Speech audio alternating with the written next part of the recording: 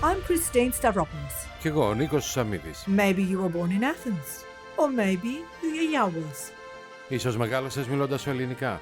Ή ίσως είσαι το ξαδελφάκι που φεύγει για Ντουμπάι για δουλειά για 1 χρόνο μόνο. Wherever you are in the world, if Greece lives in your heart.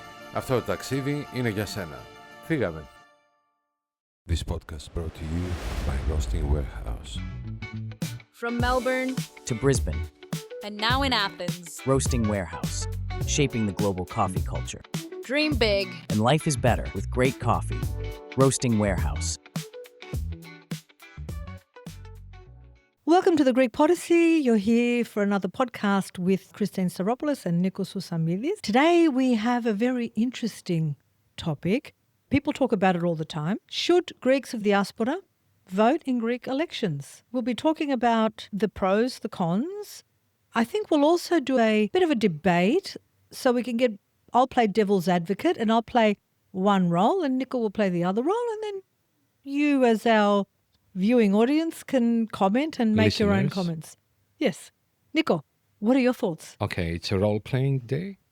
We won't role play yet. I want to get your view first. I'll give you my view and then play devil's advocate and do a bit of a debate. Okay.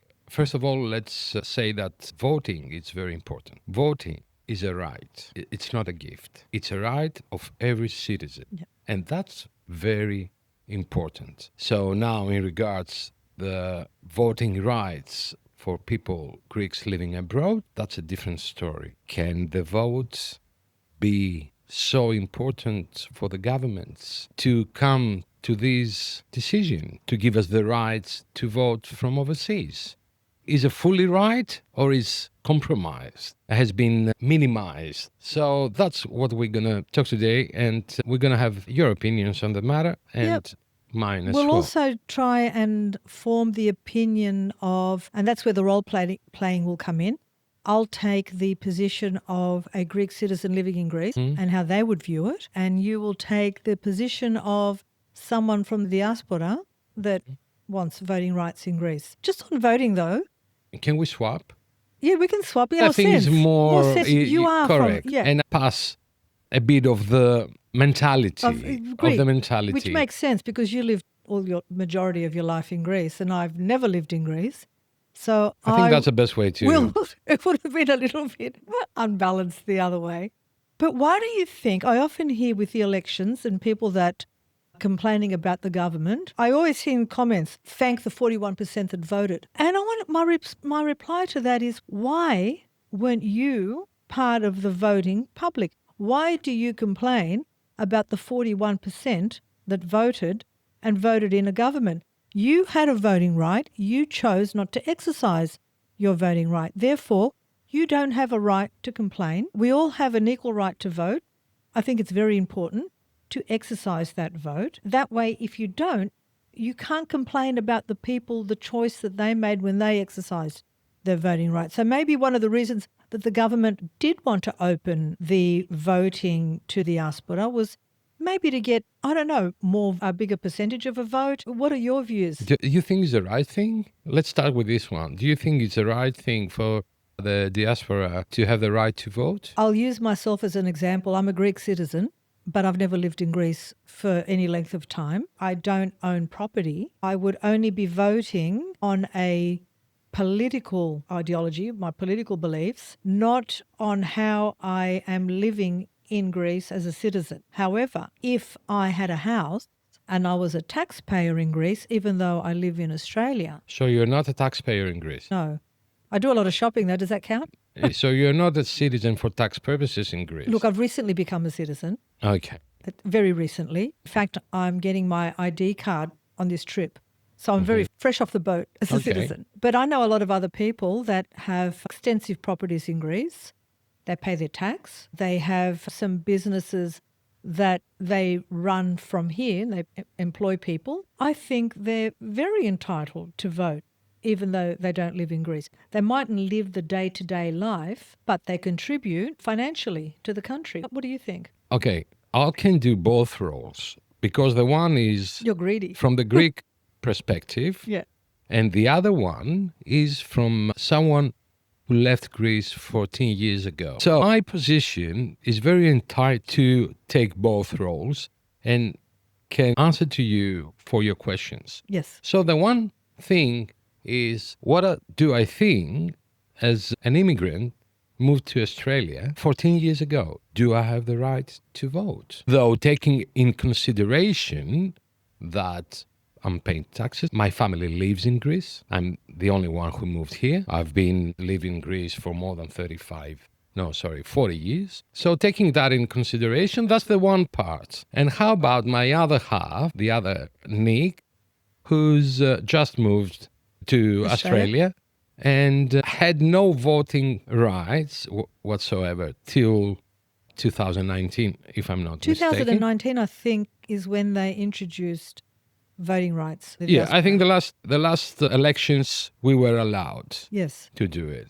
Which one you want to listen first? I want to listen, given we're talking about the diaspora, I want to listen to that perspective first. As I said, I moved to Australia. My family is still Greece. I'm paying taxes regularly every year. I'm lodging my tax return into Greece. I have a house, I have a property, and I think I'm eligible. I think you're very entitled to. I'm very entitled to vote, and considering that I might return back to Greece, that's very crucial. Don't say that. No, why not? No, say that. What will I do without you? I might return back to Greece.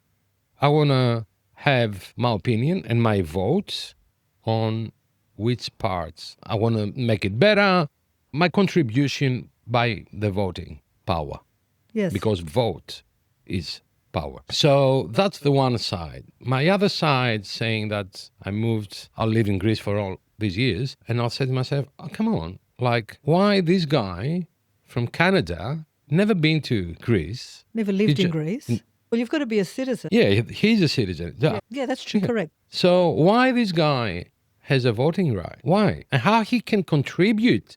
That's the most important thing. Voting, changing things. It has a power. Yes. How you can contribute, although living in Canada and USA, with your vote for better. It's a difficult one because you're living a different standard of living in another country and you want to have the same equal voting right as someone that lives under the government construct of the day. However, in other countries, they don't have this strict regulations. If you're a citizen, you're entitled to vote. Greece has only recently introduced the voting for the diaspora. The right side of the government wanted it pretty much unrestricted. The left side put in a lot of restrictions. Difficult. Politically, that may be to strengthen their own position, because back then the left of the day thought that once you open slather for the diaspora to vote in Greece, it may spell the end of the left ever being in power. So to balance it out, they place these restrictions, which are quite severe and restrictive. Some may call them obstructionist, to make it very difficult from someone from outside, from someone abroad, to vote. And I'll give you an example. The last elections, I happened to be at the consulate, and I asked how many Greeks turned up, because you've got to go to the consulate to vote. It was something under 200 people. So minuscule, something insignificant. They've made it so restrictive, and I think that's a stumbling block. I want to hear your view on whether you think those restrictions are warranted, or are they too strict, or should they not apply at all? Okay, let's mention first what the restrictions are. So the first one is you have to live in Greece the last 35 years for 2 consecutive years. Are they consecutive though? Yes. They are. And the other one is to lodge your tax file return for the last 2 years. So not both years, but in the last 2 years. Yep, tax return. Yeah. Okay, that one is quite doable, because if you've got businesses or whatever, you'll be paying tax and lodging tax. How many people do you know from the diaspora that will go and live 2 consecutive years in Greece? Not many. Not many. So it's so restrictive. Not many. So do I feel robbed of my vote if I'm contributing, if I'm paying tax, if I'm employing people, if I've got a business, yet I'm not entitled to a vote because government policy affects me? If I've got a business in Greece, if I'm building in Greece, if I'm doing any sort of financial capacity, but I'm not living in Greece for 2 years, I would then feel that I'm being denied my legal right to vote on policy which will directly affect me because I'm running a business in Greece. So that 2 year, living consecutively for 2 years is discriminatory, in my opinion, and restrictive. I'm not sure if it's consecutive years. I'm not sure about that. Anyway, We can search that. That's probably a question we can ask Natasha. We can ask Natasha. But at the other hand, Christine, if everything was like, come on guys, you can vote, then you could have this phenomenon that people never visited Greece only on summer for holidays to have the right To say how other people live. change or to affect the results.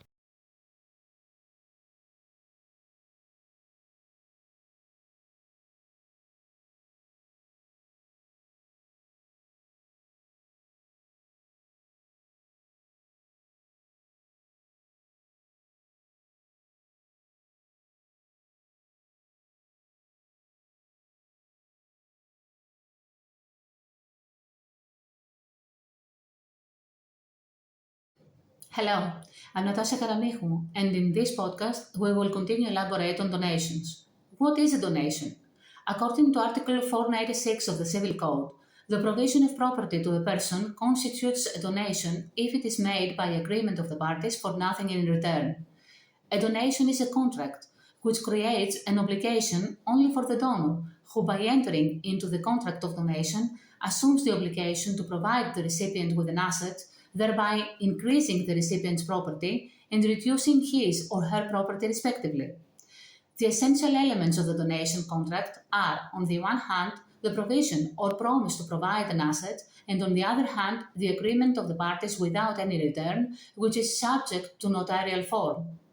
This asset may be movable or immovable, and in cases where it is immovable, a notarial deed must be drawn up. The legislation on donations is regulated by the Civil Code.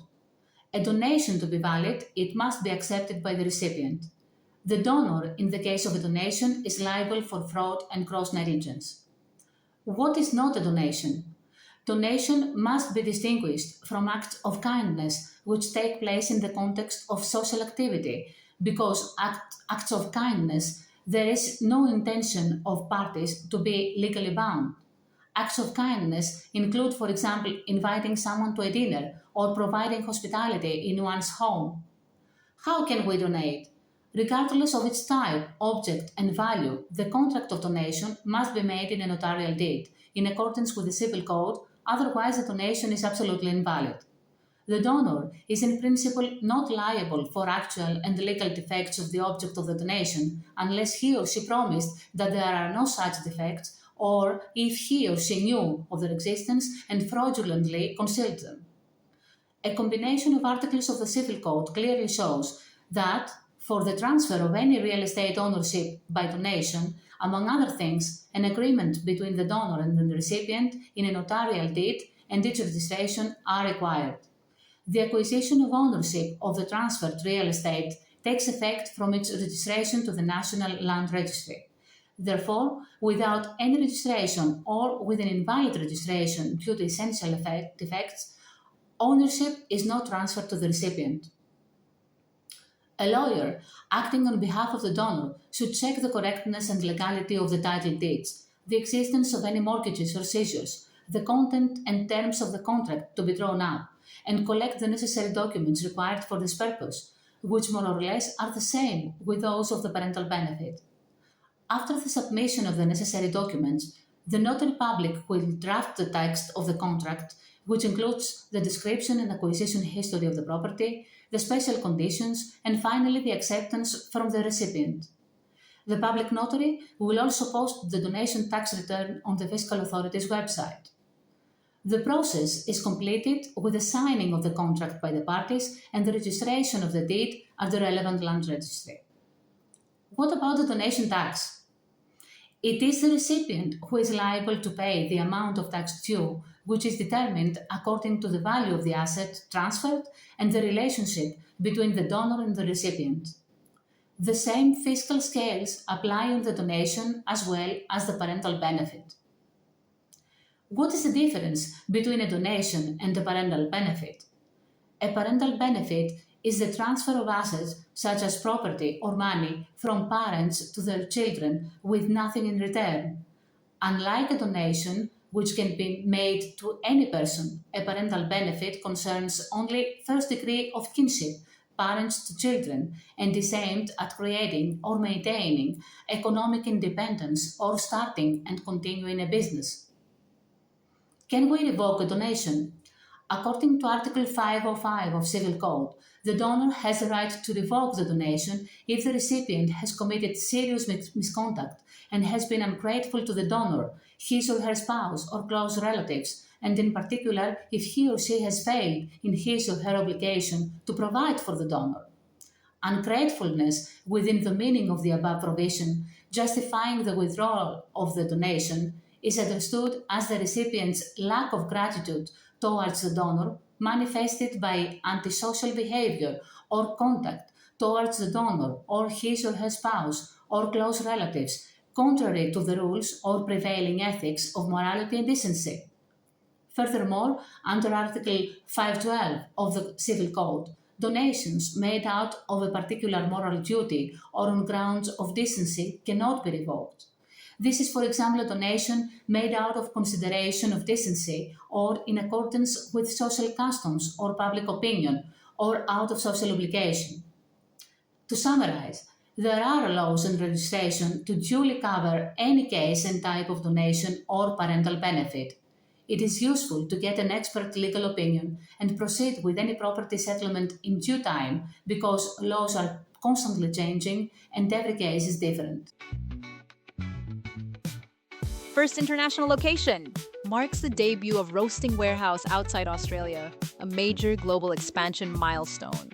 Prime location in Neos Cosmos, nestled in the cultural heart of Athens, easily accessible and surrounded by vibrant local life. A fusion of Roasting Warehouse's signature Melbourne-style cafe experience with the local Athenian vibe. Partnered with Nikos Antsaras, two-time Hellenic barista champion, bringing world-class expertise and credibility. Specialty coffee, locally roasted. High-quality beans roasted with precision and passion, offering a rotating menu of single origins and blends. Curated food menu, Australian-inspired brunch, fresh pastries, and seasonal dishes tailored for the Greek palate. Designed for experience. A stylish, modern cafe space built for connection, creativity, and quality coffee moments. Hosting events, barista trainings, and tastings to engage local coffee lovers and professionals. Dream big, and life is better with great coffee. Okay, how many people do you think will actually go to vote? Okay, that's from Australia or in general? Let's say that was open for all the Greeks that live over such a huge amount. I know, but how many of those people, a lot of those people can't be bothered voting in the country that they reside in the elections. In Australia, it's compulsory and there's a fine. I know people that are so lackadaisical about voting, they'd rather pay a fine than get their butt off the couch and go to a voting booth. And don't forget, Christine, Greek parties here taking action. Elaborate. I don't want to say names of the parties. Yes. But Greek parties, they have representatives here. Of course. In America, in Canada or whatever, and they're making the job. To go and get votes. To take people with them. Yes, so it is a very emotive topic. For me, if you want my opinion on that, there shouldn't be only one chapter. Such as? So, for example, in my case, that people that left Greece the last 15 years, for example, those are the new immigrants. You know what I mean? Yes. So it shouldn't be like only 2 paragraphs on this one. You have to live 2 years and lodge your Tax return. So it needs more scheduling. It needs to be more programmed. Yes. So if someone was living in Greece, they've lived abroad for 15 years, that to Yes. vote. Why someone take away my voting rights for 5 years, for example? Why I'm not eligible to vote? I know everything. I'm following everything. And the other side is the Greek side, for example, the ones that believe that it's not good. I say, come on, do you know what are we going through at this moment in Greece? Do you know the hell that we're living now, and you from overseas, you having your good life, Yeah. and you want to vote for us that will have the austerity measures and this and that, which is respectful. Again, it is respectful, It is. Christine. But if I was those measures in austerity, if I was employing people, a business in Greece, they still affect me. So why shouldn't I vote? Of course. Just because I don't live? Of course. Yeah. So that's why I'm saying that it's not only 2 paragraphs. No, it can't. It can't be only a 2 paragraphs. If you want to do it properly, just do a good plan. Plan it properly. Did I vote? Did you vote? No, Oh. I didn't. And 'cause I missed it. You missed it. I missed it. That's my I missed point. it. And you know what my mother-in-law said to me? Ανώνησε να μας κάψεις. That's what she said to me. Explain. Your vote can affect the elections. Yeah, 50% of the voting power, they're not voting. that's right. They're not going. 41% in the last. My mother-in-law, she's a beautiful person, fantastic. We've got to be good with them. Now we're having like good debates with her. But she said that, and I was thinking, and I said to myself, under her perspective, I was thinking by her perspective. Yeah, it's good to step into someone else's shoes. Why is she saying that? Why does she afraid that my vote will affect the results? If it's that Crucial, powerful yeah. and that crucial, then we should vote. Did your mother-in-law vote? Yes. What I don't understand when I've been in Greece around elections as well, as Greeks, we love to debate. We debate politics. We debate sport. We debate 2 flies walking up a wall. Why are you debating when you're not going to vote? I believe if you're not going to exercise your right to vote, you don't have a right to an opinion. Don't. Yeah. If you feel that strongly about it. I agree with that. And the ones that waging about that, about the voting, I'm pretty sure that probably 50% of those are the ones that didn't went Yeah, exactly. to vote. So they just criticize. And when things happen that they don't like, they blame the people that went and voted. It's like, yeah, let's thank the 41%. And I think that's so illogical. Yeah. One of the reasons that I was disgusted when I was living in Greece for all the political scene, it was that the people that just didn't care. Do you They think- didn't care. They were tired. They're jaded. They're They tired. were tired. They're fed of- up. for everything that happened there, and say, no, I don't give a shit. I'm not going to vote. I'll go on the beach and I'll have a good time there. Because no one cares and all this story, everything goes from downhill to whatever. And that's the attitude. The other issue, Nico, is us here, for example, we can vote wherever we are in Australia.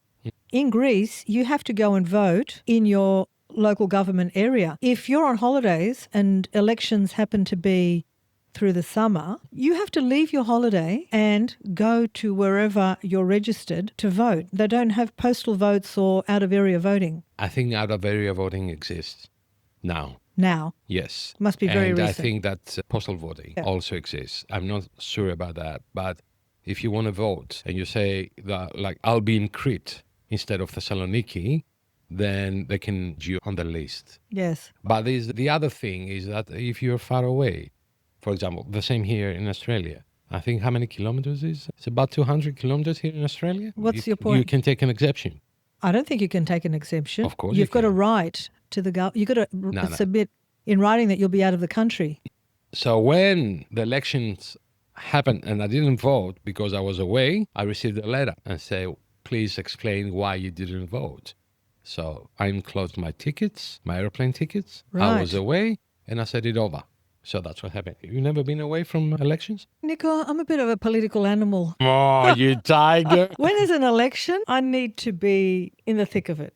Of course, there are people that gave their lives for this privilege because it's privilege. It is a privilege. And women fought for decades to be able to exercise the right to a vote. There are many places in the world where voting, particularly for women, is still not allowed. That's true. So I just think when you've got a right to a voice, you should take that gift and exercise it, whichever way it goes, because you think, okay, I can now have a right to complain because I went to the trouble of going to vote. But I love Greeks and their politics. I love getting into a taxi when I'm in Greece, and invariably it always turns to a political discussion. I think I've mentioned it before. The best conversations I have are with taxi drivers. They're always so chatty, so open, and I find the best information because they're at ground level. They hear everything. They meet lots of people. Greeks are political animals. They don't necessarily vote, but they always have a political opinion. What I say about the opinion, I don't want to say it on air, but that's okay. When the women voting established in Greece, 1952. Unbelievable. Why? You know where in Yesterday, Australia? pretty much the same You time, I reckon? think. Let's search about it. You will be amazed. Tell me. Federal voting rights, 1902. Oh, we're pretty much ahead, straight after Federation.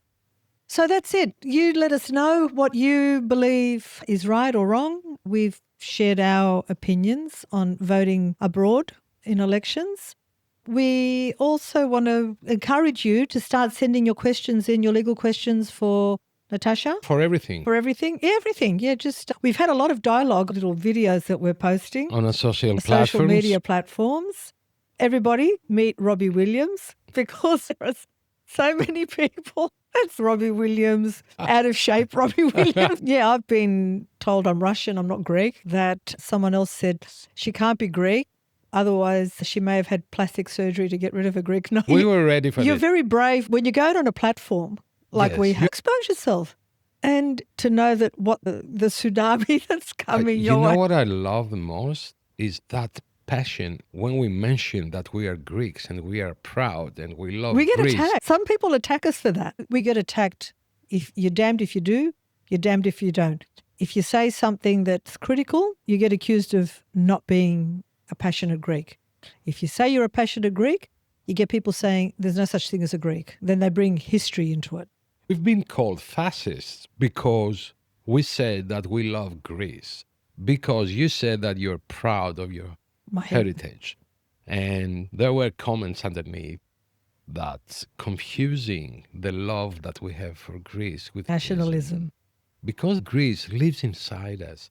We love Greece. We love the good, the bad, everything. That's how we are. I don't know if we can explain that to the people, what Greece means to us. Having pride in your heritage is different from being nationalistic.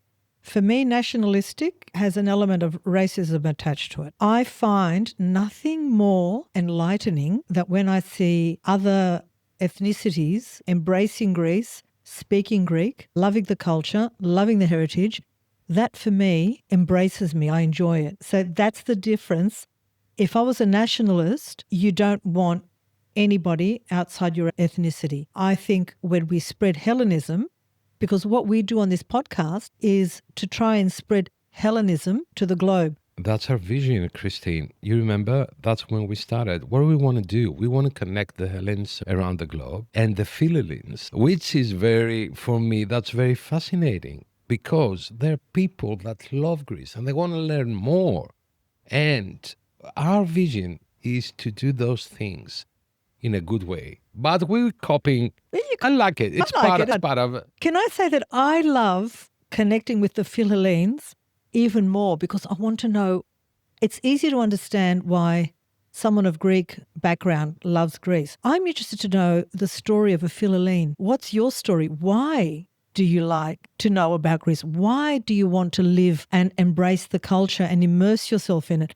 They're the stories. All stories are interesting, but a Philhellene is a Philhellene by choice, not by birth or heritage or DNA. And we'll be bringing some people like that onto our podcast, not necessarily of no Greek background whatsoever, but they've adopted the Greek way of life and they see themselves as Philhellenes. So that is the difference between nationalism and Hellenism. I agree with you.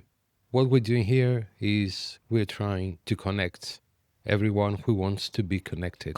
Joining all the dots. With Greece. That's what we're doing. And nothing more, nothing less. So keep your comments coming, good, bad, ugly. We'll cop it on the chin. Sometimes we'll respond. Other times we think it's best we stay out of this one. But this is what we do. That's what a podcast is for. That's bringing us close to the end of this podcast. Yes, I think it does. we've delved into the subject of the time voting really quick. And we don't want to make the podcast too long because we don't want people to think, oh, I've got to pick up the kids from school, or I've got to go to work, or We're keeping it at a time where while you're driving from one destination to another, you can whack us on in the car, or whether you're at home, you can put us on YouTube. Please subscribe and like us on YouTube, or you can listen to on all the other streaming platforms. And of course, follow us on our social media on Instagram, Facebook, TikTok. Yes, look at our link tree. We've got everything. We've got everything. We've got everything. We stay connected, and we hope you enjoy the podcast. And stay tuned to Natasha's segment, which is going to be a very popular one, as we've uncovered this. People have a lot of legal questions, and we're here to endeavour to answer them through an expert from Athens. Of course, the disclaimer is it's not legal advice. It's general advice to list you procedurally what to do, but you can engage personally with Natasha for personalised legal advice. How's that, Nico? It was cool. Yep. Okay. Okay, thank you very much for being with us. See you on the next one. Bye-bye. Bye. This podcast brought to you by Roasting Warehouse. From Melbourne To Brisbane, and now in Athens, Roasting Warehouse, shaping the global coffee culture. dream big. And life is better with great coffee. Roasting Warehouse.